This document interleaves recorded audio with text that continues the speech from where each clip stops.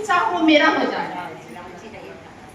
उसका कभी उसका मन भर ही नहीं रहा था, तो उसने क्या किया, भगवान को याद किया और भगवान से प्रेयर में मांगा, प्रार्थना में मांगा, क्या दक्षिणा मांगा कि भगवान आप ऐसा वरदान मुझे दीजिए कि मैं जो कुछ भी छूऊं क्या हो जाए, सोना हो जाए, गोल्ड हो जाए।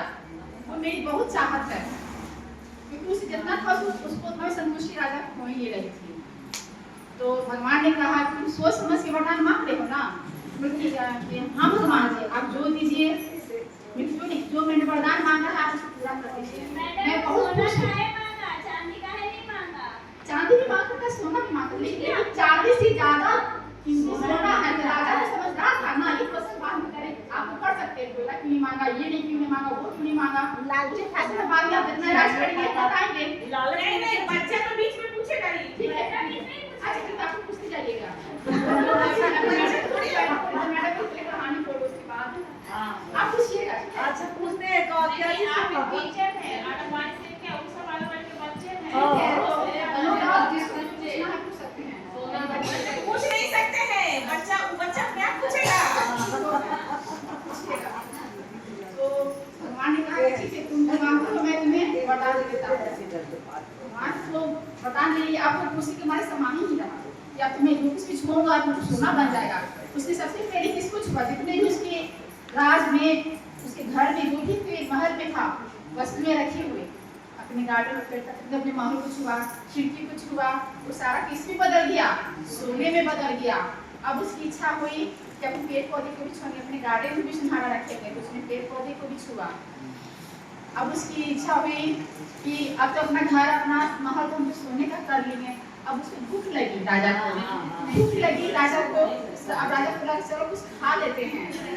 अब वो खाने के लिए जब अपने नौकर को बुलाता है, सेवक को बुलाता है कि मेरे कुछ खाने के लिए लेकर के आओ, तो उसका सेवक प्लेट में फल वगैरह लेकर के आता है कि लीजिए राजा जी आप इसे ग्रहण कीजिए।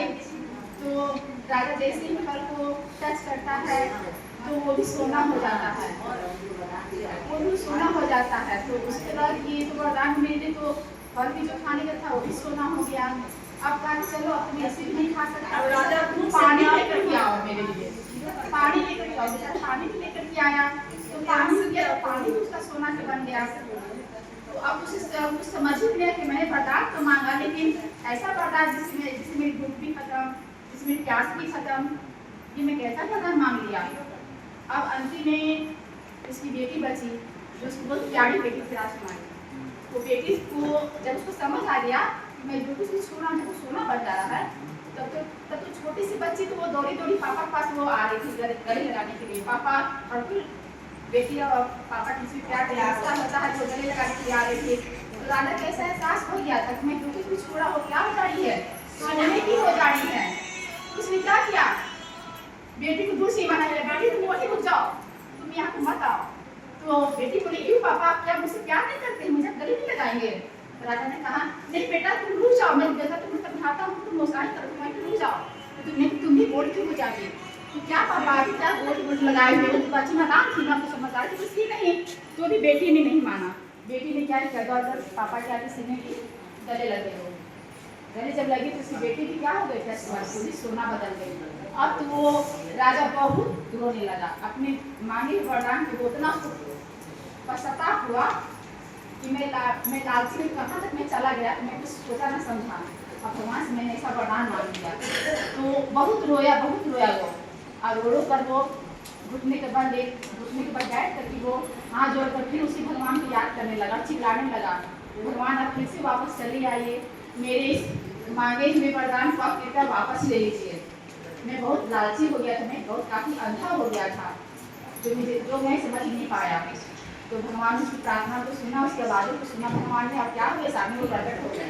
जब प्रकट हो गए तो उनकी बातों को सुन कर भगवान ने क्या कहा कि ठीक है मैं तुम्हारे वरदान को वापस ले लेती हूँ, लेकिन अब से आपको क्या सबक नहीं पाएगा, लालच नहीं करना चाहिए। लालच भी समझ में आया कि लालच भी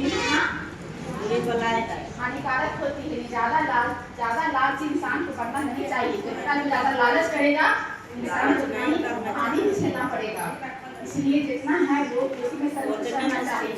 और राजा जब जैसे ही भगवान ने इसका वरदान जब वापस ले लिया तो राजा पुनः उसी रूप में आ गया जिस तरह से रूप में वो पहले था। उसकी सारी वस्तुएं उसी रूप में आ गई जैसे उसकी पहले थी और बेटी भी उसी में। तो इस तरह की कहानी थी। कहानी में यही सीख थी कि कभी भी इंसान को लालची नहीं होना चाहिए, जो है उसी में धैर्य रखना चाहिए, संतोष रखना चाहिए। बच्चों अब आपको भी पता